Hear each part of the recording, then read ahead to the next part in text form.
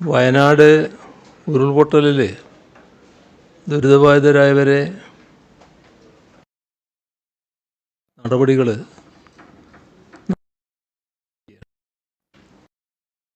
പുനരധിവാസത്തിൻ്റെ വിവിധ വശങ്ങൾ ദുരന്തബാധിത പ്രതികരണ രംഗത്തെ വിദഗ്ധരുമായും ദുരന്ത മേഖലയിലെ ജനപ്രതിനിധികളുമായും ചർച്ച ചെയ്യാൻ ഉദ്ദേശിക്കുന്നുണ്ട്. അതിന് സംസ്ഥാന ചീഫ് സെക്രട്ടറിയെ ചുമതലപ്പെടുത്തിയിരിക്കുകയാണ്. ബന്ധപ്പെട്ട എല്ലാവരുടെയും അഭിപ്രായം അറിയാനാണ് ഉദ്ദേശിക്കുന്നത്. ആ അഭിപ്രായം ശേഖരിച്ച ശേഷമാണ് പുനരധിവാസ പദ്ധതിക്ക് രൂപം നൽകുക. വലിയ കാലതാമസം ഉണ്ടാകലല്ല ഉദ്ദേശിക്കുന്നത്. ദുരന്തബാധിത മേഖലയിൽ 729 കുടുംബങ്ങളായിരുന്നു ഈ ക്യാമ്പുകളിൽ ഉണ്ടായത്. നിലവിൽ 219 കുടുംബങ്ങൾ ക്യാമ്പുകളിൽ കഴിയുന്നുണ്ട്. മറ്റുള്ളവർ വാടക വീട് കണ്ടെത്തി അങ്ങോട്ടേക്കോ കുടുംബ വീടുകളിലേക്കോ മാറിയിട്ടുണ്ട്. ഇവർക്ക് സർക്കാർ അനുവദിച്ച വാടക നൽകും. 75 സർക്കാർ ക്വാർട്ടേഴ്സുകൾ അറ്റകുറ്റപ്പണികളൊക്കെ നടത്തി താമസയോഗ്യമാക്കിയിട്ടുണ്ട്. ഇവയിൽ താമസിപ്പിക്കാനാവും. സർക്കാർ കണ്ടെത്തിയ 177 വീടുകൾ വാടകയ്ക്ക് നൽകാൻ ഉടമസ്ഥർ തയ്യാറായിട്ടുണ്ട്. അതിൽ 123 ഇപ്പം തന്നെ മാറി താമസിക്കാൻ യോഗ്യമാണ്.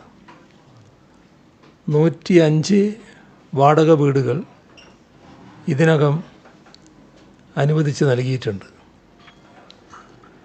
മാറി താമസിക്കാൻ ബാക്കിയുള്ളവർ കൂടുതൽ സമയം ആവശ്യപ്പെട്ടിട്ടുണ്ട്. കൂടുതൽ വീടുകൾ കണ്ടെത്തി നൽകുന്നതിൽ കാര്യമായ തടസ്സം ഇല്ല എന്നതാണ് അവിടുന്ന് റിപ്പോർട്ട് ചെയ്യുന്നത്.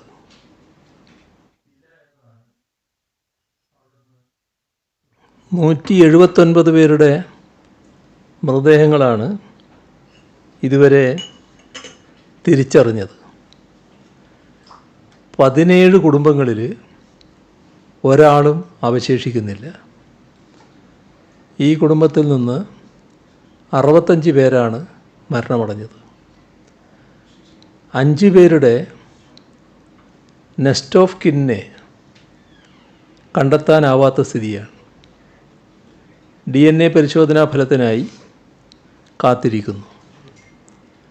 മരണപ്പെട്ട 59 പേരുടെ ആശ്രിതർക്ക് SDRF നിന്നും 4 ലക്ഷം രൂപയും CMD 2 ലക്ഷവും അടക്കം 6 ലക്ഷം രൂപ വീതം ഇതിനകം വിതരണം ചെയ്തിട്ടുണ്ട്. 691 കുടുംബങ്ങൾക്ക് അടിയന്തര ധനസഹായമായി 10,000 രൂപ വീതം വിതരണം ചെയ്തു. ഇതിനു പുറമെ 172 പേരുടെ മരണാനന്തര ചടങ്ങുകൾക്കായി 10,000 രൂപ വീതം കുടുംബങ്ങൾക്ക് കൈമാറി. 119 പേരെയാണ് ഇനി കണ്ടെത്താൻ അവശേഷിക്കുന്നത്. അവരുടെ ബന്ധുക്കളിൽ നിന്നും 91 പേരുടെ DNA സാമ്പിളുകൾ ശേഖരിച്ചു പരിശോധനയ്ക്ക് അയച്ചിട്ടുണ്ട്. ജീവിതോപാധികൾ നഷ്ടപ്പെട്ട് അതിജീവനത്തിനായി പൊരുതുന്ന ഹതഭാഗ്യരെ ജീവിതത്തിലേക്ക് തിരികെ കൊണ്ടുവരാൻ കേരളത്തിലെ ബാങ്കുകളുടെ പിന്തുണ അനിവാര്യമാണ്. കാർഷിക വൃത്തിയായിരുന്നു അവിടുത്തെ ജനതയുടെ പ്രധാന വരുമാന മാർഗം. അതിനായും വിദ്യാഭ്യാസം, പാർപ്പിടം തുടങ്ങി മറ്റു പല ആവശ്യങ്ങൾക്കായും ലോണുകൾ എടുത്തവരാണ് അവരിൽ ഭൂരിഭാഗം പേരും. എന്നാൽ ഇന്നവർക്ക് ആ വീടുകൾ നഷ്ടപ്പെട്ടിരിക്കുന്നു, കൃഷിഭൂമി നാമാവശേഷമായിരിക്കുന്നു. അനേകം പേർ ഉറ്റവർ നഷ്ടപ്പെട്ട് ഒറ്റപ്പെട്ടു പോയിരിക്കുന്നു. ഈ സാഹചര്യത്തിൽ ലോണുകൾ എഴുതിത്തള്ളണം എന്ന നിർദ്ദേശം ഇന്നലെ നടന്ന സ്റ്റേറ്റ് ലെവൽ ബാങ്കേഴ്സ് സമിതി യോഗത്തിൽ വെച്ചു. വായ്പകൾ പൂർണ്ണമായും എഴുതിത്തള്ളുന്ന കാര്യം അതത് ബാങ്കുകളുടെ ബോർഡുകളിൽ അവതരിപ്പിക്കാനാണ് തീരുമാനിച്ചിട്ടുള്ളത്. ദുരന്ത മേഖലയിലുള്ളവരോടും ജൂലൈ 30-ന് ശേഷം പിടിച്ച EMI-കൾ അതാത് ബാങ്ക് അക്കൗണ്ടുകളിലേക്ക് തിരിച്ചടക്കണമെന്ന് സ്റ്റേറ്റ് ലെവൽ ബാങ്കേഴ്സ് കമ്മിറ്റി ബാങ്കുകൾക്ക് നിർദ്ദേശം നൽകിയിട്ടുണ്ട്.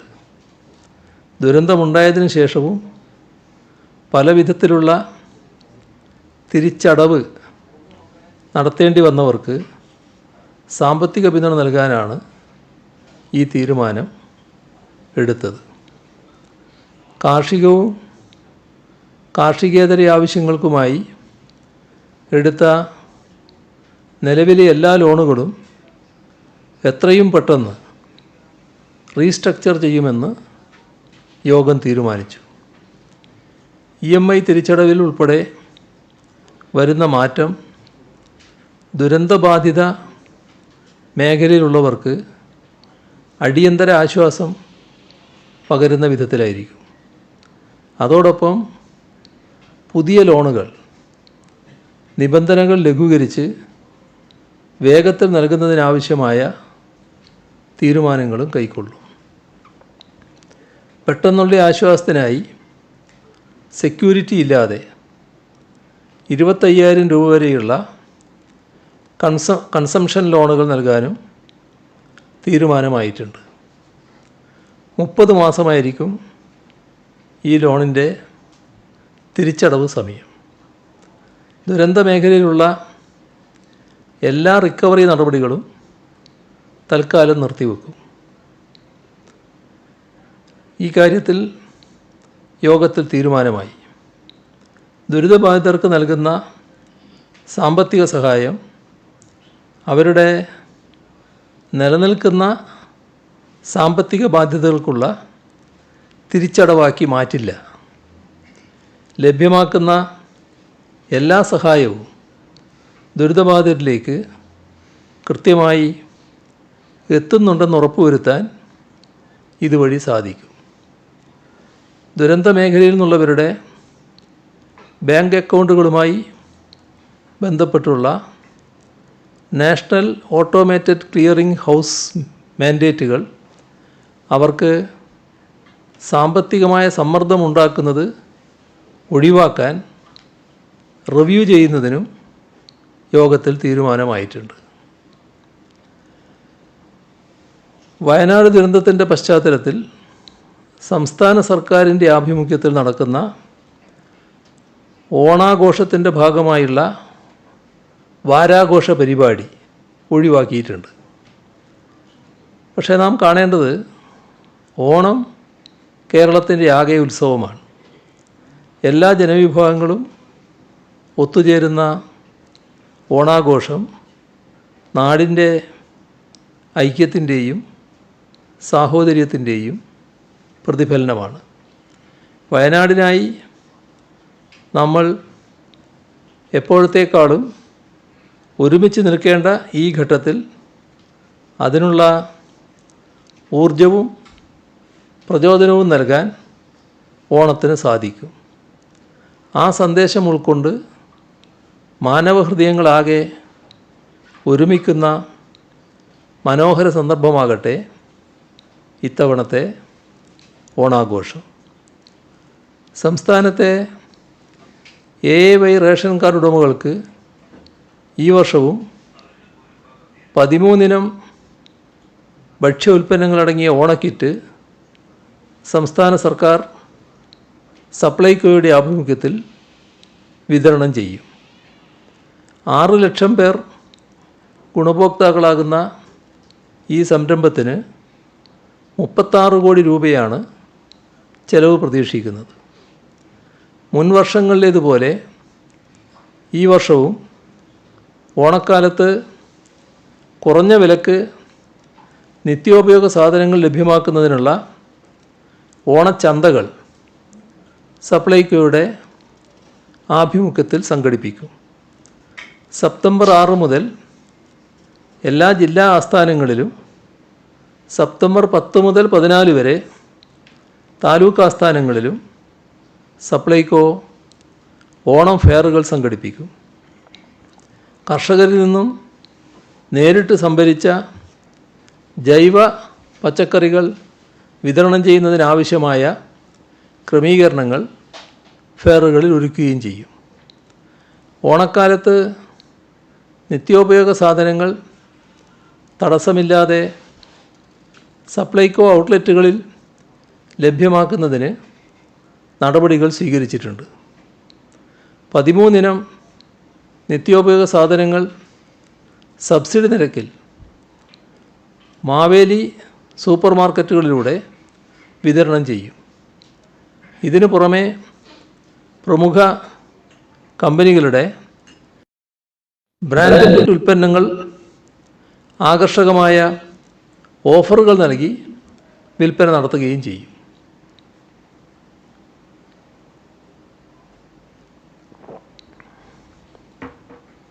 സെപ്റ്റംബർ 7 മുതൽ 14 വരെ ഒരാഴ്ച നീണ്ടു നിൽക്കുന്ന 1500 ചന്തകളാണ് കൺസ്യൂമർ ഫെഡ് നടത്തുക.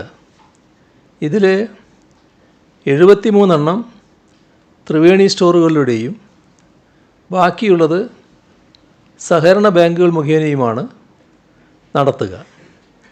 സപ്ലൈകോ നിശ്ചയിച്ച വിലയുടെ അടിസ്ഥാനത്തിൽ 13 ഇനം സാധനങ്ങൾക്കാണ് സബ്സിഡി നൽകുന്നത്. 10 മുതൽ 40% വരെ വിലക്കുറവിൽ ത്രിവേണികളിൽ സാധനങ്ങൾ ലഭ്യമാണ്.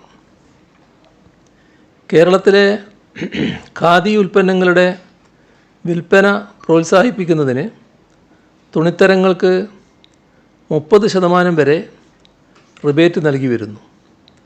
ഈ വർഷം ഓഗസ്റ്റ് 8 മുതൽ സെപ്റ്റംബർ 14 വരെയാണ് ഓണം റിബേറ്റ് മേള. കേരളത്തിൽ ഖാദി മേഖലയിൽ പണിയെടുക്കുന്ന 15,000 തൊഴിലാളികൾക്ക് തുടർച്ചയായി ജോലിയും ആനുകൂല്യങ്ങളും ലഭിക്കുവാൻ റിബേറ്റ് വിൽപ്പന സഹായകമാവും.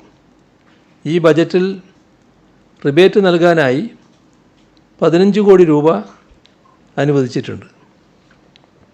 ഓണത്തോടനുബന്ധിച്ച് സംസ്ഥാനത്തെ സഹകരണ മേഖലയിൽ പ്രവർത്തിക്കുന്ന കൈത്തറി സംഘങ്ങൾക്കും നെയ്ത്തുകാർക്കും പ്രചോദനപ്രദമായ രീതിയിൽ ഓഗസ്റ്റ് 23 മുതൽ സെപ്റ്റംബർ 14 വരെ കൈത്തറി തുണി റിബേറ്റോടുകൂടി വിൽപ്പന നടത്തും.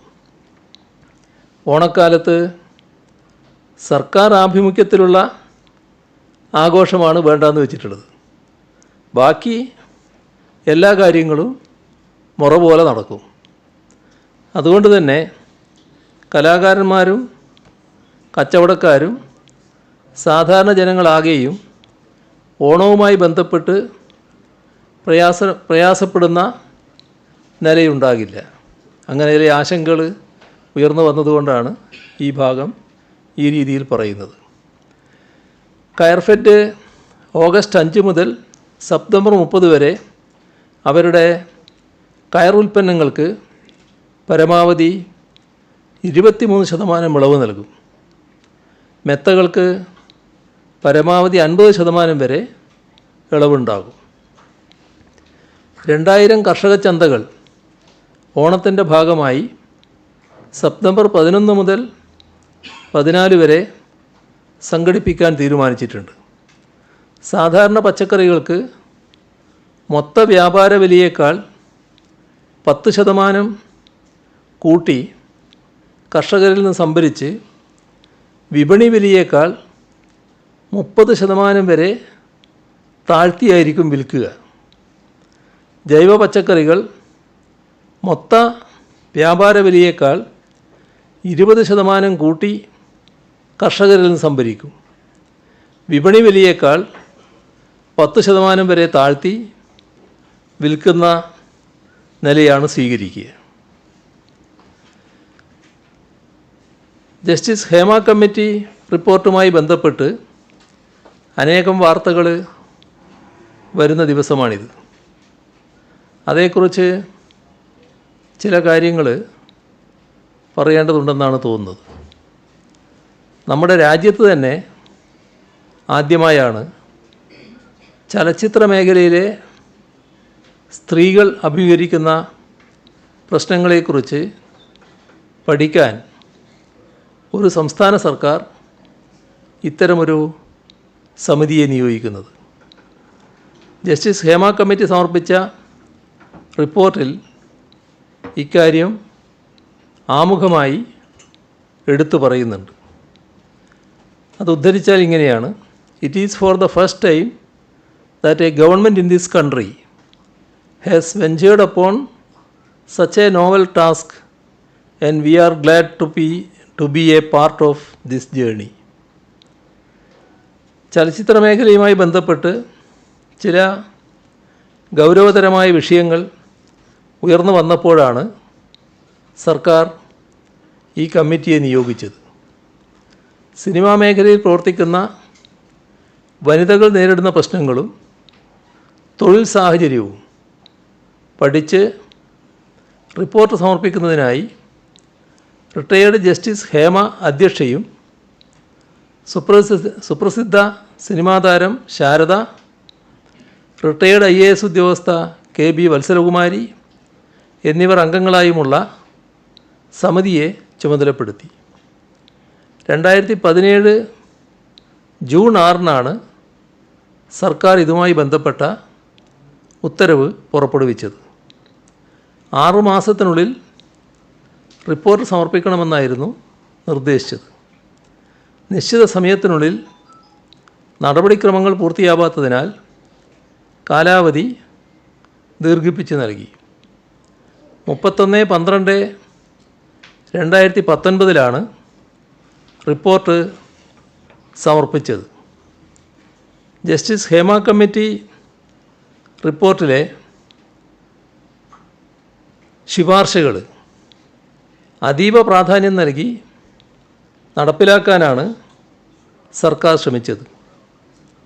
അടിയന്തര സ്വഭാവത്തിൽ പരിഗണിക്കേണ്ടതും ഉടൻ പരിഹാരം കാണേണ്ടതുമായ പ്രശ്നങ്ങൾക്കാണ് ആദ്യഘട്ടത്തിൽ തീർപ്പുണ്ടാക്കിയത്. വിശദമായ പരിശോധനയിലൂടെ നടപ്പിലാക്കേണ്ട ശുപാർശകൾ തുടർന്ന് പരിഗണിച്ചു.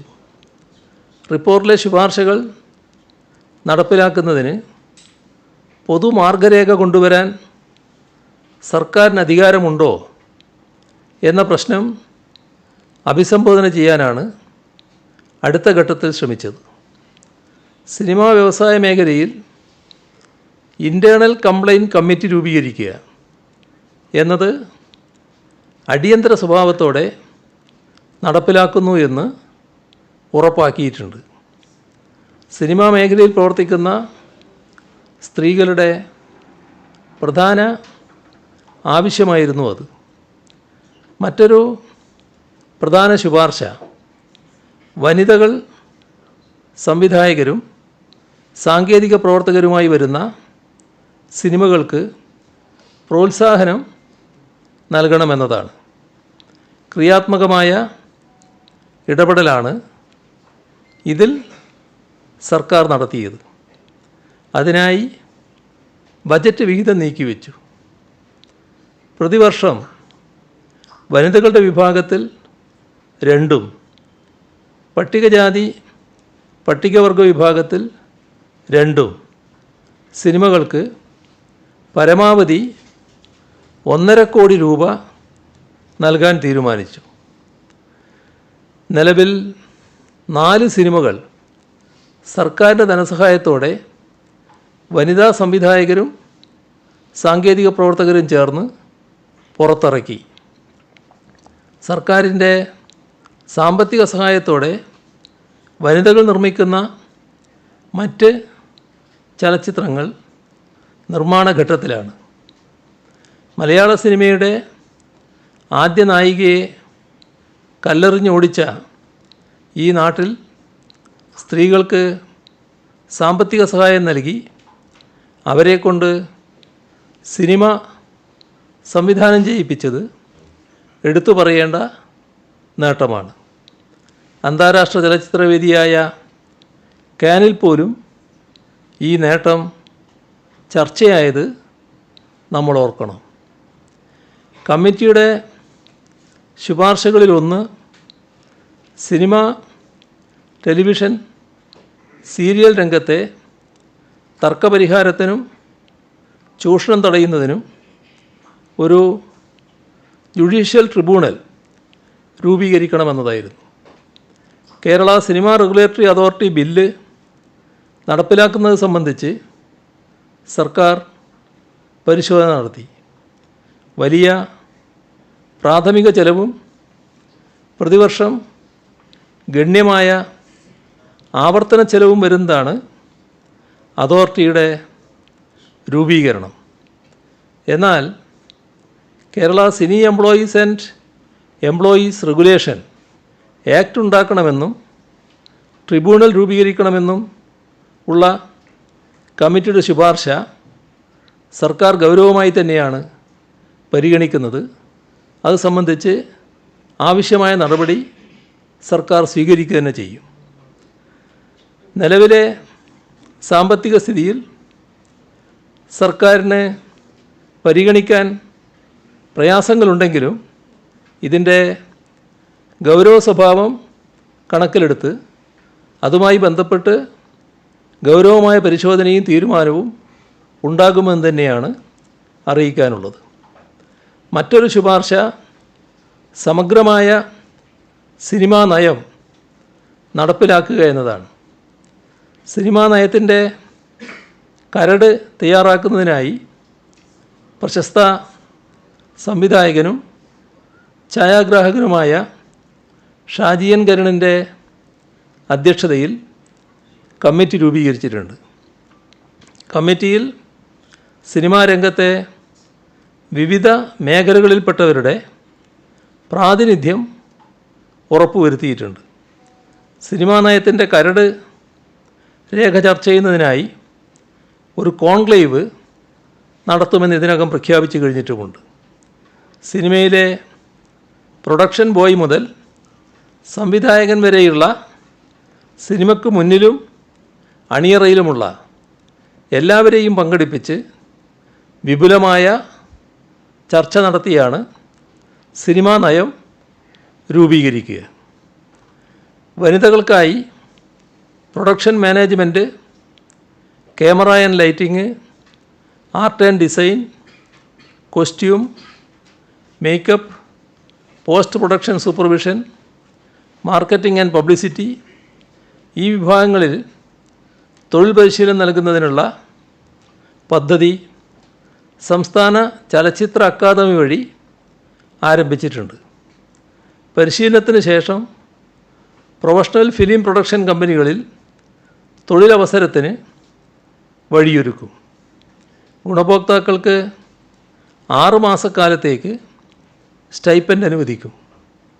കേരള സംസ്ഥാന ചലച്ചിത്ര അവാർഡിൽ സിനിമയുടെ ഏതെങ്കിലും മേഖലയിൽ മികവ് പുലർത്തുന്ന സ്ത്രീ, ട്രാൻസ്ജെൻഡർ വിഭാഗങ്ങൾക്കായി 50,000 രൂപയുടെ പ്രത്യേക അവാർഡ് ഏർപ്പെടുത്തിയിട്ടുണ്ട്.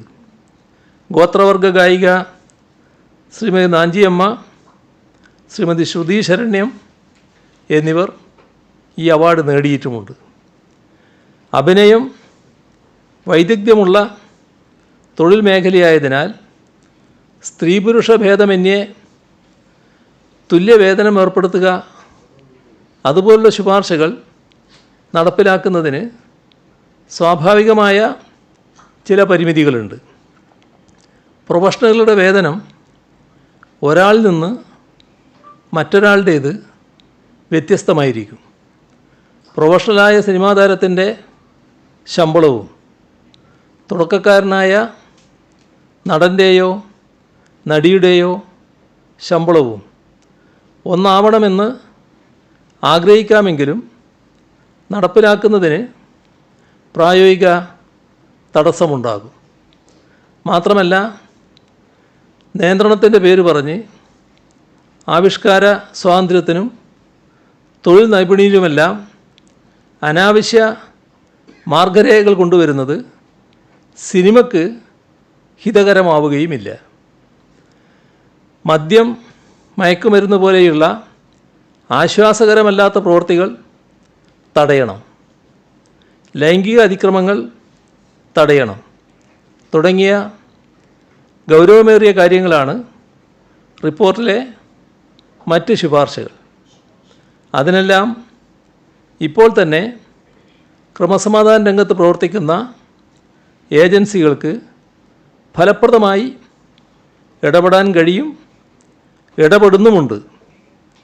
ഷൂട്ടിംഗ് സ്ഥലങ്ങളിലെല്ലാം ഈ ടോയ്ലറ്റുകൾ, സുരക്ഷിതമായ ഡ്രസ് ചേഞ്ചിങ് മുറികൾ, സിനിമയുമായി ബന്ധപ്പെട്ട് താമസിക്കുകയും യാത്ര ചെയ്യുകയും ചെയ്യേണ്ടി വരുന്ന സ്ത്രീകളുടെ സുരക്ഷ സംബന്ധിച്ച കാര്യങ്ങൾ എന്നിവയിലെല്ലാം സർക്കാരിന് മാത്രമായി തീരുമാനങ്ങൾ എടുക്കാൻ കഴിയുന്നതല്ല. സിനിമാ മേഖലയിലെ പ്രശ്നങ്ങൾ ചർച്ച ചെയ്യുന്ന കോൺക്ലേവിൽ ഇതാകെ ചർച്ച ചെയ്യാവുന്നതാണ്. സിനിമാ മേഖല കുത്തഴിഞ്ഞതാണെന്നോ അതിലെ സാങ്കേതിക പ്രവർത്തകരും നടീനടന്മാരുമാകെ അസാൻമാർഗിക സ്വഭാവം വെച്ച് പുലർത്തുന്നവരാണോ ഉള്ള അഭിപ്രായം സർക്കാരിനില്ല. ഒരു റിപ്പോർട്ടിൻ്റെ ഭാഗമായി സിനിമയിലെ ചിലർക്കുണ്ടായ തിക്താനുഭവങ്ങൾ വെച്ച് 94 വർഷത്തെ പൈതൃകമുള്ള മലയാള സിനിമാ രംഗത്തെ വിലയിരുത്തരുത്. പ്രമേയത്തിൻ്റെ ശക്തിസ്ഥിരത കൊണ്ട് മനുഷ്യകഥാനുഗായികളായ എത്രയോ നല്ല ചലച്ചിത്രങ്ങൾ ജനിച്ച മണ്ണാണിത്. ലോക സിനിമാ ഭൂപടത്തിൽ മലയാളത്തിൻ്റെ ശക്തിയും സൗന്ദര്യവും എത്രയോ വട്ടം അടയാളപ്പെടുത്തപ്പെട്ടിട്ടുമുണ്ട്. നൂതനമായ പരീക്ഷണങ്ങൾ കൊണ്ട് വ്യതിരിക്തമായ സിനിമാ ഭാഷയ്ക്ക് വ്യാകരണം ചമച്ച നാടാണ് കേരളം. അത്തരം ഒരു ഭാഷയിലെ ചലച്ചിത്ര രംഗത്തെ ആകെ ചെളിവാരി എറിയും തരം ആക്ഷേപങ്ങൾ നമ്മുടെ നാടിൻ്റെ സിനിമാ പുരോഗതിക്ക് ചേരില്ല. എന്നാൽ അപലഷണീയമായ ഏതെങ്കിലും പ്രവണതകളുണ്ടോ? അതിനോട് യാതൊരു സന്ധിയും ഉണ്ടാവുകയുമില്ല. വിദ്യാസമ്പന്നരും പുരോഗമന വീക്ഷണവുമുള്ളവരാണ് നമ്മുടെ നാട്ടിലെ മഹാഭൂരിപക്ഷം സിനിമാ പ്രവർത്തകരും. സിനിമാ തിരക്കഥയുടെ ഭാഗമായി വില്ലന്മാരുണ്ടാകാം. പക്ഷേ സിനിമാ വ്യവസായത്തിൽ വില്ലന്മാരുടെ സാന്നിധ്യം ഉണ്ടാകാൻ പാടില്ല. സിനിമയിൽ അഭിനയിക്കാൻ വരുന്ന ചെറുപ്പക്കാരും ചെറുപ്പക്കാരികളും പുതിയ കാലഘട്ടത്തിൻ്റെ പ്രതിനിധികളാണ്. അപ്രഖ്യാപിതമായ വിലക്കുകൾ കൊണ്ട് ആർക്കും ആരെയും ഇല്ലാതാക്കാൻ കഴിയില്ലെന്നാണ് ഈ തലമുറ നമ്മളോട് പറയുന്നത്. സിനിമയ്ക്കുള്ളിലെ അനഭിലഷണീയമായ പ്രവണതകളെ ചോദ്യം ചെയ്യാനും എടുക്കുന്ന ജോലിക്ക് മാന്യമായ വേതനം ഉറപ്പുവരുത്താനും സിനിമയിലെ സംഘടനകൾ മുൻകൈയെടുക്കണം. സിനിമയ്ക്കുള്ളിൽ സിനിമാ കഥയെ വെല്ലുന്ന തിരക്കഥകൾ പാടില്ല. മാന്യമായ പെരുമാറ്റവും മെച്ചപ്പെട്ട തൊഴിലന്തരീക്ഷവും ഉറപ്പുവരുത്തുന്നില്ലെങ്കിൽ മലയാള സിനിമയ്ക്ക് മുന്നോട്ട് പോകാൻ കഴിയില്ല. ലോബിയിങ്ങിൻ്റെ ഭാഗമായി കഴിവുള്ള നടീനടന്മാരെ ഒറ്റപ്പെടുത്തുകയോ അവരുടെ അവസരങ്ങൾ നിഷേധിക്കപ്പെടുന്ന സാഹചര്യമോ ഉണ്ടാവരുത്. ആശയപരമായ അഭിപ്രായ ഭിന്നതകൾ സിനിമയെ ശക്തിപ്പെടുത്താൻ വേണ്ടിയുള്ളതാവണം. ആരെയും ഫീൽഡ് ഔട്ടാക്കാനോ കഴിവില്ലാത്തവർക്ക് അവസരം നൽകാനോ സിനിമക്കുള്ളിലെ ആരും തങ്ങളുടെ അധികാരങ്ങൾ ഉപയോഗിക്കരുത്. കഴിവും സർഗാത്മകതയും തന്നെയായിരിക്കണം സിനിമയിലെ എല്ലാതരം സാങ്കേതിക പ്രവർത്തനത്തിൻ്റെയും മാനദണ്ഡം. ഗ്രൂപ്പുകളോ കോക്കസുകളോ ഭരിക്കുന്നതാവരുത് സിനിമ. സമൂഹത്തിൻ്റെ പരിച്ഛേദമാണ് സിനിമാ വ്യവസായത്തിൻ്റെ ഭാഗമാകുന്നത് എന്നതുകൊണ്ട് തന്നെ സമൂഹത്തിലെ തെറ്റായ പ്രവണതകളിൽ ചിലത് സിനിമയിലും എത്തുക സ്വാഭാവികമാണ്. സിനിമക്കുള്ളിലെ ചൂഷണം അത് ലൈംഗികമായ ചൂഷണമാണെങ്കിലും സാമ്പത്തികമായതാണെങ്കിലും മാനസിക ചൂഷണമാണെങ്കിലും ഒരു കാര്യം വ്യക്തമാക്കാൻ ആഗ്രഹിക്കുകയാണ്. ചൂഷകർക്കൊപ്പമല്ല, മറിച്ച് ചൂഷണം ചെയ്യപ്പെടുന്നവരോടൊപ്പമാണ് സർക്കാർ ഉണ്ടാവുക. ഇരക്ക് നിരുപാധികമായ ഐക്യദാർഢ്യവും വേട്ടക്കാരനെതിരെ സന്ധിയില്ലാത്ത പോരാട്ടവുമാണ് ഈ സർക്കാരിൻ്റെ മുഖമുദ്ര. അത് ഒരിക്കലല്ല പലവട്ടം ഈ സർക്കാർ സ്വന്തം പ്രവൃത്തി കൊണ്ട് അടയാളപ്പെടുത്തിയിട്ടുള്ളതുമാണ്. വയനാട് ദുരന്തത്തിൻ്റെ പശ്ചാത്തലത്തിൽ നാടിൻ്റെ നാനാഭാഗത്തു നിന്നും നിർലോഭമായ സഹായ സഹകരണങ്ങളാണ് ലഭിക്കുന്നത്. കുട്ടികളുടെ നാണയത്തുട്ടുകൾ മുതൽ കോടികൾ വരെയുള്ള സംഭാവനകൾ വരുന്നുണ്ട്. ശസ്ത്രക്രിയക്കായി മാറ്റിവെച്ച തുക സംഭാവന ചെയ്തവരുണ്ട്. മരണാനന്തര ചടങ്ങുകൾക്കും വിവാഹത്തിനുമായി സ്വരുക്കൂട്ടി വെച്ച തുക സംഭാവന ചെയ്ത കുടുംബങ്ങളുണ്ട്. കേരള കത്തോലിക്ക ബിഷപ്പ് കൗൺസിൽ സർക്കാരിൻ്റെ ദുരിതാശ്വാസ പദ്ധതികൾക്ക് പ്രോത്സാഹനമായി കൂടെ നിന്ന് സഹകരിക്കുമെന്നും അതിൻ്റെ ഭാഗമായി 100 വീടുകൾ പുനരധിവാസത്തിനായി നിർമ്മിച്ച് നൽകുമെന്നും അറിയിച്ചിട്ടുണ്ട്. വീടും വരുമാനമാർഗവും നഷ്ടപ്പെട്ട കുടുംബങ്ങൾക്ക് അടിയന്തര സാമ്പത്തിക സഹായം നൽകുമെന്നും KCBC പ്രസിഡന്റ് കർദിനാൾ ബസേലിയോസ് ക്ലിമീസ് ബാവ അറിയിച്ചിട്ടുണ്ട്.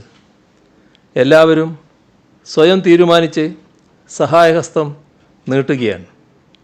കഴിഞ്ഞ ദിവസം ഉണ്ടായ ഒരനുഭവം ഈ കൂട്ടത്തിൽ ശ്രദ്ധയിൽപ്പെടുത്തുന്നത് നല്ലതാണെന്ന് തോന്നുന്നു.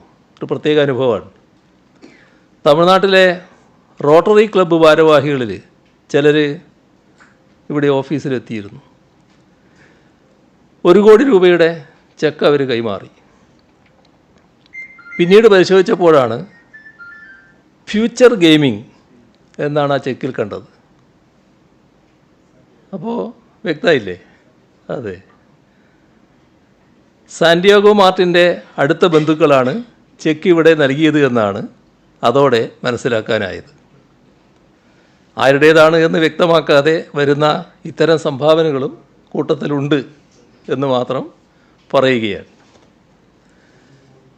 Kerala school teachers association KSTA 1,57,45,836 രൂപ നൽകിയിട്ടുണ്ട്.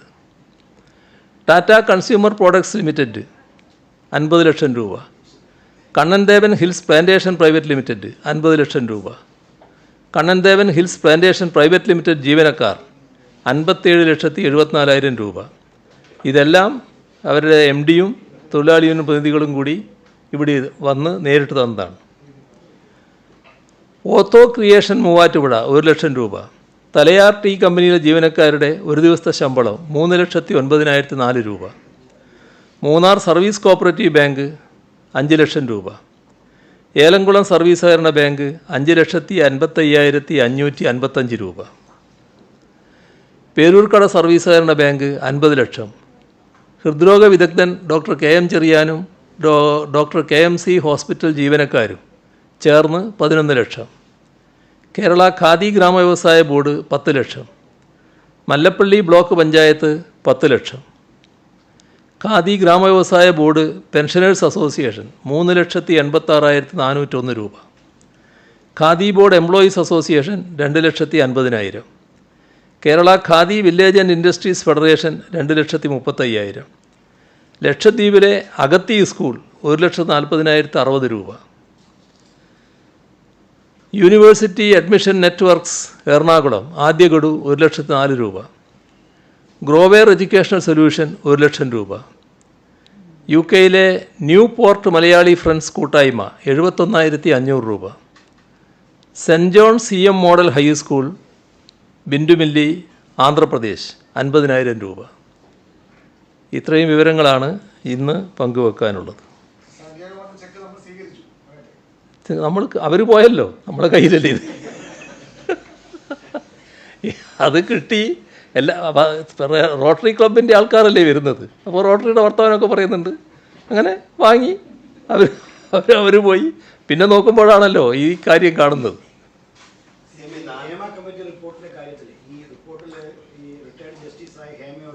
പല ആളുകളും അവർക്ക് നേരിട്ട ദുരനുഭവങ്ങൾ പറയുന്നുണ്ട്.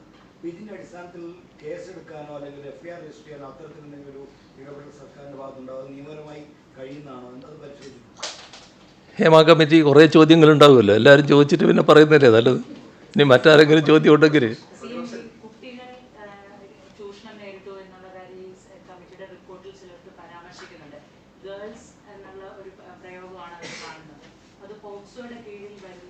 കാര്യങ്ങളാണെങ്കിൽ അതിലൊരു കൃത്യമായ പരാതി ഒരു വ്യക്തി തന്നില്ലെങ്കിൽ പോലും അത് കൂടുതൽ അന്വേഷണം നടത്താൻ സർക്കാരിന് കഴിയുമോ? അങ്ങനെയുള്ള എന്തെങ്കിലും നടപടികൾ ഉണ്ടാവും? 4 വർഷ റിപ്പോർട്ടിന്മേൽ സർക്കാർ അടയിരുന്നു എന്നാണ് പ്രതിപക്ഷ നേതാവ്. നമ്മുടെ എക്സിസ്റ്റിംഗ് ലോ പ്രകാരം ഒരു സ്ത്രീ ഒരു നോട്ടം കൊണ്ട് പോലും സ്വന്തം മാനസികമായിട്ടോ അല്ലെങ്കിൽ ശാരീരികമായിട്ടോ ബുദ്ധിമുട്ട് തോന്നിയാൽ അറസ്റ്റ് ചെയ്ത് ജയിലിൽ അടയ്ക്കണം നിയമമുള്ള നാട്ടിൽ 4 വർഷമായിട്ട് ഇത്തരം വളരെ ഗുരുതരമായ ആരോപണങ്ങളുടെ റിപ്പോർട്ടിൽ എന്തുകൊണ്ട് നമ്മൾക്ക് FIR രജിസ്റ്റർ ചെയ്യാനോ അല്ലെങ്കിൽ ഇത്തരം അക്യൂസ്ഡ് ആയിട്ടുള്ള ആളുകൾക്ക് എങ്ങനെ മൂവ് ചെയ്യാനോ പറ്റിയില്ല എന്നൊരു വലിയ ചോദ്യമാണെന്ന് എല്ലാവർക്കും വരുന്നത്. ദിലീപിനെ പോലെ പ്രബലനായ ഒരു സിനിമാ താരത്തെ അറസ്റ്റ് ചെയ്തിട്ട് സർക്കാരാണ് ആദ്യ സർക്കാർ.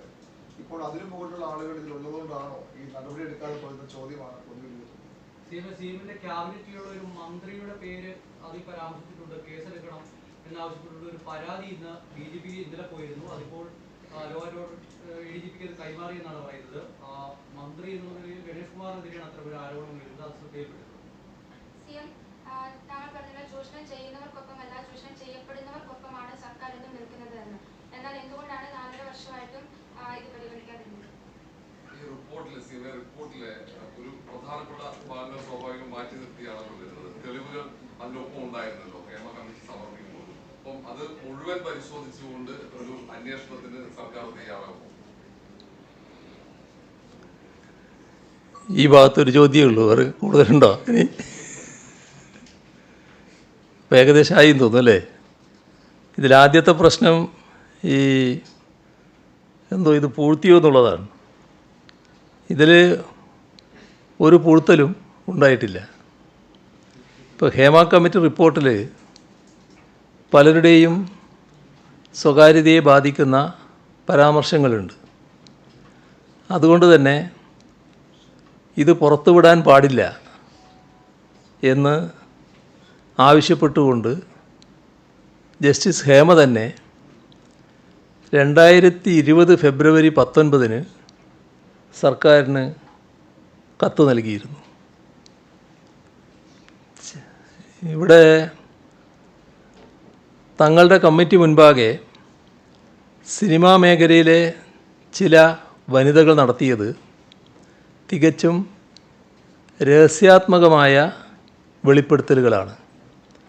ആയതിനാൽ യാതൊരു കാരണവശാലും താനടങ്ങുന്ന കമ്മിറ്റി തയ്യാറാക്കിയ റിപ്പോർട്ട് പുറത്തുവിടാൻ പാടില്ല എന്ന് ജസ്റ്റിസ് ഹേമ കത്തിൽ ആവർത്തിച്ച് ആവശ്യപ്പെട്ടിരുന്നു. അവരുടെ കത്തിലെ പ്രധാന ഭാഗം ഞാൻ ഉദ്ധരിക്കാം. We have been following the principles laid down by the Supreme Court in various decisions. In keeping the matter extra confidential, it would also take the liberty to alert you to follow these principles before parting with the report to anybody in a routine manner. ഇതാണ് അവർ അയച്ച കത്തിൽ പറയുന്നത്. വ്യക്തികളുടെ സ്വകാര്യത ലംഘിക്കുന്ന വിവരങ്ങൾ പങ്കിടാൻ കഴിയാത്ത സാഹചര്യത്തിൽ വിവരാവകാശ നിയമപ്രകാരം ജസ്റ്റിസ് ഹേമ കമ്മീഷൻ്റെ പകർപ്പ് ആവശ്യപ്പെട്ട്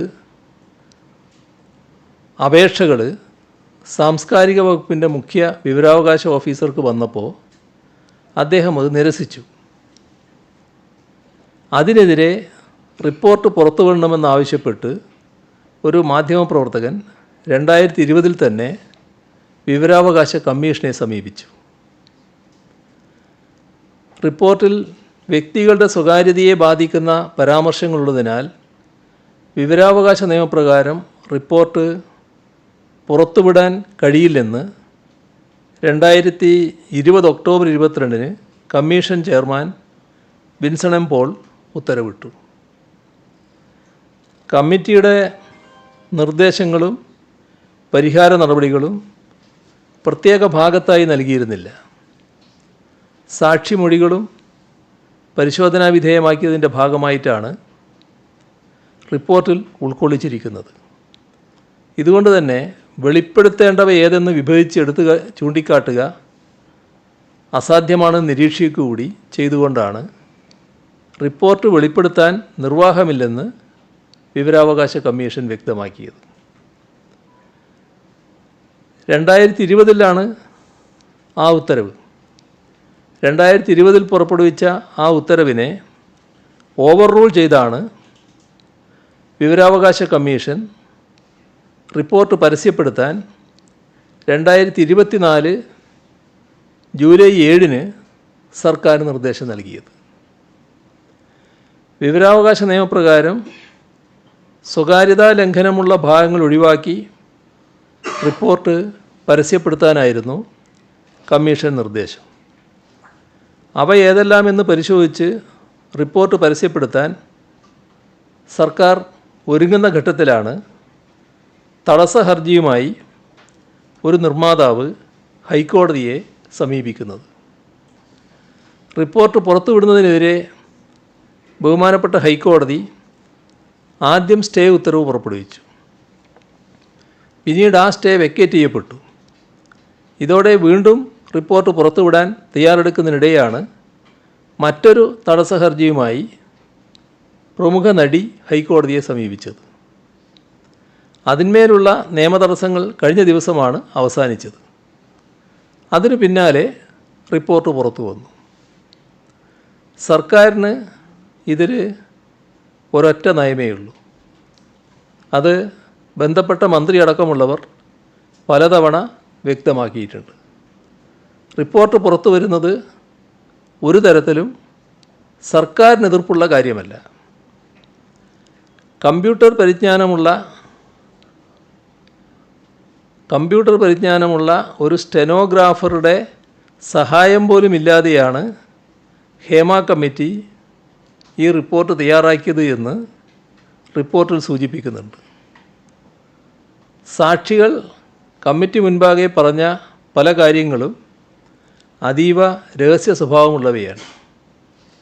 ആ വിശദാംശങ്ങൾ കമ്മിറ്റിയുമായി പങ്കുവച്ചത് സാക്ഷികൾ തങ്ങളിൽ അർപ്പിച്ച വിശ്വാസം കൊണ്ടാണെന്നും കമ്മിറ്റി വ്യക്തമാക്കുന്നു. ഈ ഹേമ കമ്മിറ്റി വ്യക്തമാക്കുകയാണ്.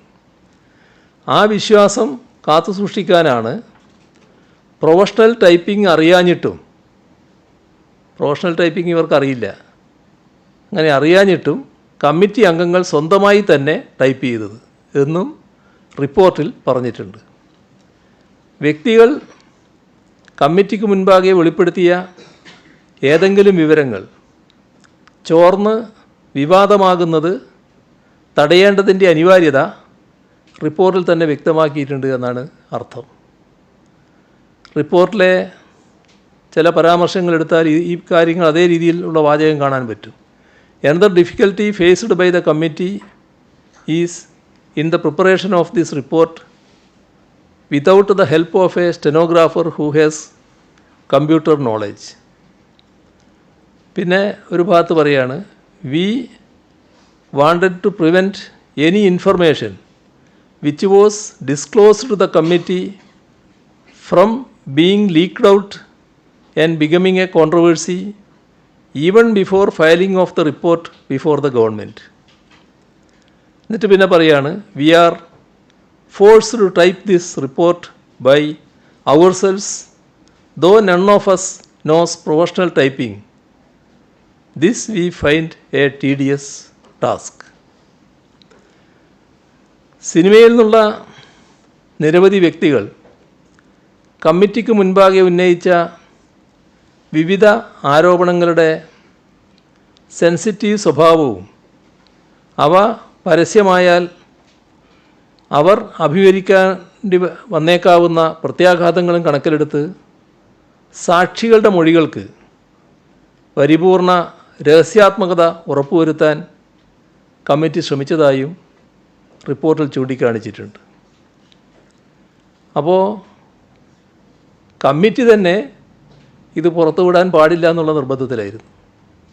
അപ്പോൾ വസ്തുത ഇതായിരിക്കെ സർക്കാർ പൂഴ്ത്തിവെച്ചു എന്ന് പറയുന്നതിൽ എന്തർത്ഥമാണുള്ളത്?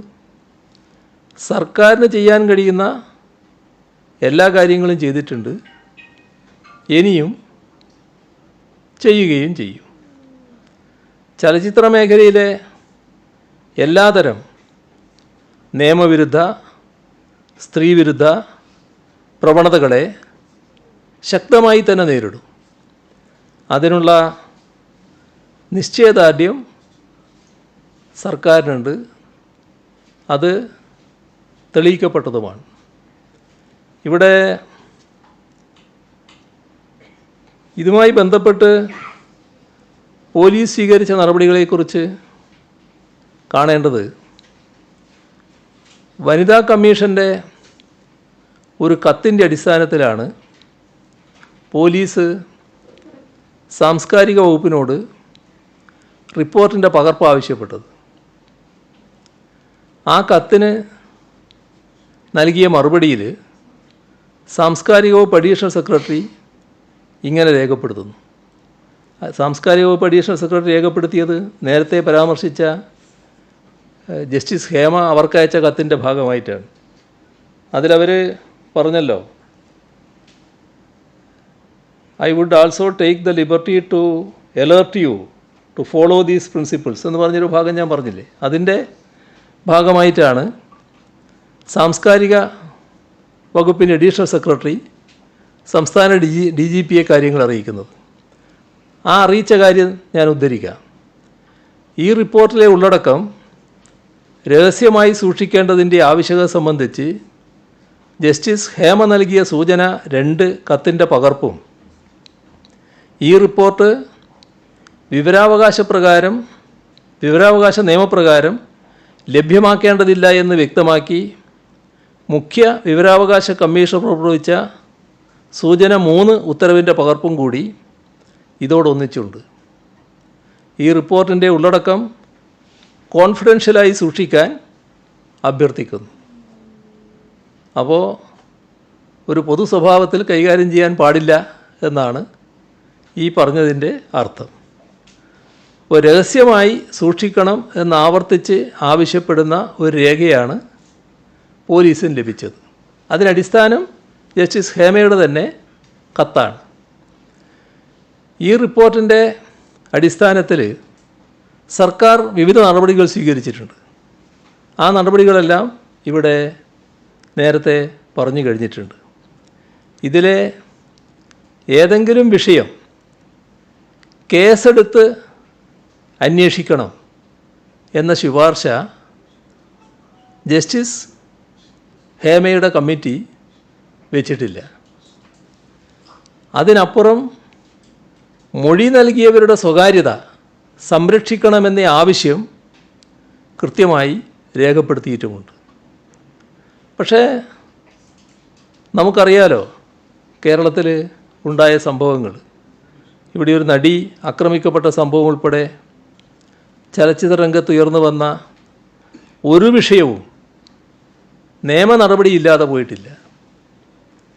വാഹനത്തിൽ നടി ആക്രമിക്കപ്പെട്ട കേസിൽ കേരള പോലീസ് എടുത്ത നിലപാട് പ്രത്യേകം ഓർമ്മിപ്പിക്കേണ്ട കാര്യമില്ലല്ലോ. പീഡന പരാതികളിൽ, നടിമാർ നൽകുന്ന പരാതികളിൽ കേസെടുത്ത് അന്വേഷണം നടത്താൻ പോലീസ് ഒരു ഘട്ടത്തിലും വിട്ടുവീഴ്ച ചെയ്തിട്ടില്ല.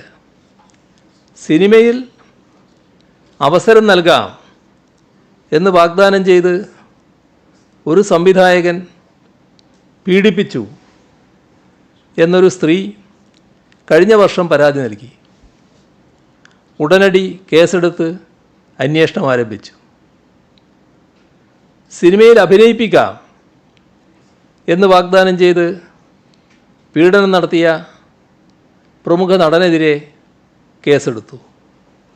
നടിയോട് ലൈംഗിക താൽപ്പര്യത്തോടെ സമ്മർദ്ദം ചെലുത്തിയ മറ്റൊരു നടനെതിരെയും കേസെടുത്തു.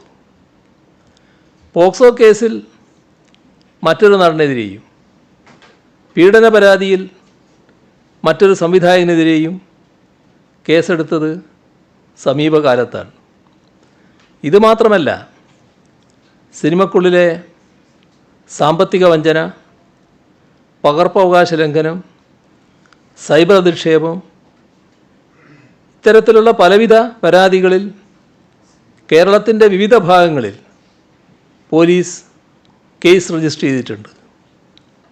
പ്രശസ്ത ഡബ്ബിംഗ് ആർട്ടിസ്റ്റ് നൽകിയ പരാതിയിൽ പഴയൊരു സംവിധായകനെതിരെ IT ആക്ട് പ്രകാരവും ജീവന് ഭീഷണിയുണ്ട് എന്ന് കാട്ടി പ്രമുഖയായ നടി നൽകിയ പരാതിയിൽ പ്രസിദ്ധനായ മറ്റൊരു പരസ്യ സംവിധായകനെതിരെയും എതിരെ കേസെടുത്തത് ഓർമ്മിക്കേണ്ട കാര്യമാണ്. നടിയെ ഫോണിലൂടെ തുടർച്ചയായി ശല്യം ചെയ്ത സംഭവത്തിൽ വേറൊരു സംവിധായകനെതിരെ കേസെടുത്തു. ഇങ്ങനെ പരാതി ലഭിച്ച എല്ലാ കേസുകളിലും മുഖം നോക്കാതെയുള്ള നടപടിയാണ് പോലീസ് സ്വീകരിച്ചത്. ഒരു കാര്യം വ്യക്തമാക്കാൻ ഈ ഘട്ടത്തിൽ ആഗ്രഹിക്കുകയാണ്. ജസ്റ്റിസ് ഹേമ കമ്മിറ്റി റിപ്പോർട്ടുമായി ബന്ധപ്പെട്ട് മൊഴി നൽകിയ ഏതെങ്കിലും വനിത പരാതി നൽകാൻ തയ്യാറായി മുന്നോട്ട് വന്നാൽ സർക്കാരിൽ നിന്ന് ഉചിതമായ ഇടപെടലുണ്ടാകും. എത്ര ഉന്നതനായാലും കുറ്റം ചെയ്തിട്ടുണ്ടെങ്കിൽ നിയമത്തിന് മുന്നിലെത്തിക്കും. അതിൽ ഒരു തരത്തിലുള്ള സംശയവും ആർക്കും വേണ്ടതില്ല. ഇതാണ് പൊതുവെ ഇതുമായി വ്യക്തമാക്കാനുള്ളത്. ഒരു കാര്യം ഇപ്പോഴും ക്ലിയർ ആവാത്തൊരു കാര്യം, സുപ്രീം കോടതി ഉൾപ്പെടെയുള്ളവർ പറഞ്ഞത് അതിജീവിതകളുടെ സ്വകാര്യത ലംഘനത്തെ കുറിച്ചാണ്. ആ വൃത്തികേടുകൾ ചെയ്യുന്ന അക്യൂസ്ഡ് ആയിട്ടുള്ള ആളുകളുടെ സ്വകാര്യത ലംഘനത്തെ കുറിച്ചല്ല. അപ്പം ഇതിൽ നമ്മുടെ അതിജീവിതകളുടെ സ്വകാര്യത ലംഘനം ഉണ്ടാവരുന്നുള്ളത് എല്ലാവർക്കും കാര്യമാണ്. അത് നിങ്ങളുടെ അഭിപ്രായമല്ലേ? നിങ്ങളുടെ അഭിപ്രായം, ആ അഭിപ്രായം നിങ്ങൾക്കിരിക്കട്ടെ. പക്ഷേ ഇവിടെ ജസ്റ്റിസ് ഹേമ ചൂണ്ടിക്കാണിച്ചൊരു കാര്യം, ഞങ്ങൾ ഇവർക്ക് നൽകിയൊരു ഉറപ്പുണ്ട്. ആ ഉറപ്പ് ഇത് സ്വകാര്യമായി സൂക്ഷിക്കുമെന്നാണ്. അതിൻ്റെ അടിസ്ഥാനത്തിലാണ് അവരുടെ മുന്നിൽ തെളിവ് നൽകുന്നത്, അല്ലെങ്കിൽ വർത്തമാനം പറയുന്നത്. അതിൻ്റെ ഭാഗമായി ആ പറഞ്ഞ കാര്യങ്ങളൊന്നും ഞാൻ നിഷേധിക്കുകയല്ല. അതൊക്കെ പറഞ്ഞ കാര്യങ്ങൾ അവർ രേഖപ്പെടുത്തി വെച്ചിട്ടുണ്ടല്ലോ. ആ പറഞ്ഞ കാര്യങ്ങൾ പറഞ്ഞവർ ഒരു പരാതിയായി ഉന്നയിച്ചാൽ അതിൽ ഫലപ്രദമായ നടപടി ഉണ്ടാവും. ഇത് ഞങ്ങൾ കൊടുത്ത ഉറപ്പിൻ്റെ മേലെ ഞങ്ങളുടെ മുന്നിൽ വെളിപ്പെടുത്തിയ കാര്യങ്ങളാണ്. ഇതിൻ്റെ മേലെ മറ്റൊരു നടപടി ഇത് പരസ്യപ്പെടുത്താൻ പാടില്ല എന്ന് ജസ്റ്റിസ് ഹേമ തന്നെ രേഖപ്പെടുത്തിയിരിക്കുകയാണ്. ആ ഒരു ഘട്ടത്തിലാണ് ഞാനിവിടെ പറഞ്ഞത്, ഇതുമായി ബന്ധപ്പെട്ട് പരാതിയുള്ളവരാരെങ്കിലും ഉന്നയിക്കാൻ തയ്യാറായാൽ ഉചിതമായ നടപടി സർക്കാർ സ്വീകരിക്കും. ഒരു സംശയവും കാര്യത്തിൽ വേണ്ടതില്ല. അത്രയും കാലം ഇത്തരം കുറ്റങ്ങൾ ചെയ്ത ആളുകൾക്ക് ഈ സിനിമാ മേഖലയിൽ നടക്കുകയില്ലേ, നമ്മുടെ സമൂഹത്തിൽ ഇങ്ങനെ നടക്കുകയില്ലേ? നിങ്ങൾ എന്തിനാണിത് കൊണ്ടുവന്നത്? ഈ കമ്മീഷൻ എന്തിനാണ്? അതിനെക്കുറിച്ച് ആദ്യം നാം മനസ്സിലാക്കണം. ഈ പറയുന്ന കമ്മിറ്റി വന്നത് സിനിമാ മേഖലയിൽ ഉണ്ടാകാൻ പാടില്ലാത്ത ചില അപജയങ്ങളുണ്ട്. ആ അപജയങ്ങൾ പരിഹരിച്ചു പോകണം. അതിനുള്ള തെളിവ്, അതിനുള്ള റിപ്പോർട്ട് വേണം, അതിനുള്ള ശുപാർശകൾ വേണം. അതിനാണ് ഒരു ജസ്റ്റിസിൻ്റെ നേതൃത്വത്തിൽ പ്രസിദ്ധയായ ഒരു സിനിമാ നടി കൂടി ഉൾക്കൊണ്ടുകൊണ്ട് അതേസമയം ഭരണരംഗത്ത് പരിചയമുള്ള ഒരു IAS ഉദ്യോഗസ്ഥയെ കൂടി ഉൾപ്പെടുത്തിക്കൊണ്ടുള്ള കമ്മിറ്റി സർക്കാർ രൂപീകരിക്കുന്നത്. അപ്പോൾ സിനിമാ മേഖലയെക്കുറിച്ച് മൊത്തത്തിൽ അവർ പഠിക്കുകയാണ്. അതിനകത്തുള്ള അപജയങ്ങൾ അവർ ചൂണ്ടിക്കാണിച്ചിട്ടുണ്ട്. ആ അപജയങ്ങൾ മേലിൽ ആവർത്തിക്കാതിരിക്കണം. സിനിമാ മേഖലയെ ആകെ നമുക്ക് നല്ല രീതിയിൽ കാര്യക്ഷമമായി മുന്നോട്ട് കൊണ്ടുപോകാനാവണം. അപജയമില്ലാത്ത ഒരു മേഖലയാക്കി മാറ്റണം. അവിടെ ആർക്കും ഭയപ്പാടോടെ കഴിയാനിടവരുത്, ഭയപ്പാടോടെ കിടന്നുറങ്ങുന്ന അവസ്ഥ വരരുത്. സ്വൈര്യമായിട്ട് കഴിയാൻ പറ്റണം. ജോലിക്ക് കൃത്യമായി ശമ്പളം കിട്ടണം. മാന്യമായ പെരുമാറ്റം എല്ലാവർക്കും ലഭിക്കണം. ഇതുമായി ബന്ധപ്പെട്ട തുടർ നടപടികളാണ് ആവശ്യം. ഒരു പരിഷ്കരണം അത് സിനിമാ രംഗത്ത് ആവശ്യമാണ് എന്നാണ് ഈ റിപ്പോർട്ട് കാണിക്കുന്നത്. ചില കാര്യങ്ങൾ സ്വീകരിച്ചു കഴിഞ്ഞിട്ടുണ്ട്, ബാക്കി കാര്യങ്ങളിൽ സ്വീകരിക്കാനിരിക്കുകയാണ്. അത് സ്വീകരിക്കാൻ തന്നെയാണ് സർക്കാർ ഉദ്ദേശിക്കുന്നത്. ആ തരത്തിലൊരു മാറ്റം നമ്മുടെ സിനിമാ മേഖലയെ ആകെ കൊള്ളരുതാത്തതാണെന്ന് വരുത്താനല്ല. സിനിമാ മേഖലയിലുള്ള എന്തെങ്കിലും കൊള്ളരുതാത്ത കാര്യങ്ങളുണ്ടെങ്കിൽ അതൊഴിവാക്കി അതിൻ്റെ മേന്മ കൂടുതൽ മെച്ചപ്പെട്ട രീതിയിൽ രാജ്യത്തിന് മുന്നിൽ അവതരിപ്പിക്കുക. ഇന്ന് രാജ്യത്തിന് മുന്നിൽ ഇത്തരമൊരു നിലപാട് സ്വീകരിച്ചത് കേരളം മാത്രമേ ഉള്ളൂ. സിനിമ കേരളത്തിൽ മാത്രമല്ല, രാജ്യത്താകെയുണ്ട്. പക്ഷേ നമ്മൾ മാത്രമേ ഇത്തരമൊരു മുൻകൈക്ക് തയ്യാറായിട്ടുള്ളൂ. അത് നമുക്ക് സാധിക്കുന്നതുകൊണ്ടാണ്. അതിൻ്റെ ഭാഗമായിട്ട് തന്നെ എന്തെങ്കിലും അപജയങ്ങളുണ്ടെങ്കിൽ ആ അപജയങ്ങൾ തീർത്തുകൊണ്ട് സിനിമയെ കൂടുതൽ ഔന്നത്യത്തിലേക്ക് ഉയർത്താൻ കഴിയും എന്ന് തന്നെയാണ് പ്രതീക്ഷിക്കുന്നത്. അതിന് സിനിമാ രംഗത്തുള്ള എല്ലാവരുടെയും സഹായവും സഹകരണവും വേണം, പിന്തുണയും ഉണ്ടാകണം. അവരുമായി ചർച്ച ചെയ്യാൻ തയ്യാറാവും. വന്നതുകൊണ്ട് മാത്രം ഈ ചെയ്ത ആളുകൾ നന്നാകും, ഇത്രയും വൃത്തികേട് ചെയ്തവരൊക്കെ നന്നാകുമെന്ന് പ്രതീക്ഷിക്കാൻ പറ്റുമോ? ഇവർ ചെയ്ത ക്രിമിനൽ കുറ്റം ഇല്ലാതാകുമോ? ഈ പറയുന്ന കുറ്റങ്ങൾക്കുള്ള സാഹചര്യം ഇല്ലാതാക്കലാണ് പ്രധാനം. കുറ്റങ്ങൾ കുറ്റങ്ങളായിട്ട് പരിഗണിക്കാൻ തയ്യാറാകും അതിനുമായിട്ട് ബന്ധപ്പെട്ട പരാതി വന്നാൽ. പക്ഷേ അതേസമയം കുറ്റങ്ങൾക്കുള്ള സാഹചര്യം അവിടെ ഇല്ലാതാവണം, അതിനാവശ്യമായ നടപടികളുണ്ടാവണം, അതിനുള്ള എല്ലാ സൗകര്യങ്ങളും അവിടെ ഒരുക്കണം, ആവശ്യമായ മാറ്റങ്ങളുണ്ടാവണം. അതുമായി ബന്ധപ്പെട്ട നടപടികളിലേക്ക് പോകും. ശരി. ഇത് ഏകദേശമായി. ഈ കാര്യം പറയേണ്ട കാര്യങ്ങൾ ഏകദേശം ബന്ധപ്പെട്ട് കഴിഞ്ഞു. നിങ്ങൾ ഓരോരുത്തരും ആഗ്രഹിക്കുന്ന കാര്യങ്ങൾ ആകെ പറയണമെന്ന് വെച്ചാൽ എനിക്ക് സാധിക്കുന്നതല്ല.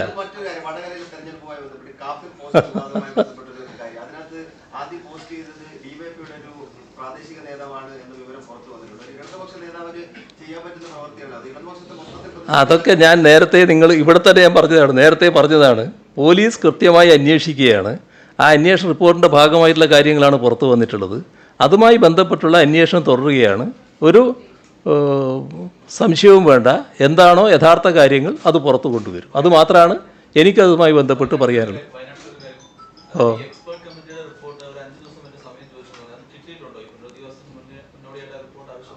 എക്സ്പേർട്ട് കമ്മിറ്റിയുടെ റിപ്പോർട്ട് എൻ്റെ കയ്യിൽ വന്നില്ല. പക്ഷേ അത് ഏതെങ്കിലും തരത്തിൽ വന്നോ എന്നുള്ളത് എൻ്റെ ശ്രദ്ധയിൽപ്പെട്ടിട്ടില്ല. പക്ഷേ വലിയ താമസം ഉണ്ടാകില്ല എന്നാണ് തോന്നുന്നത്. ശരി, അപ്പോൾ പിന്നീടാകാം.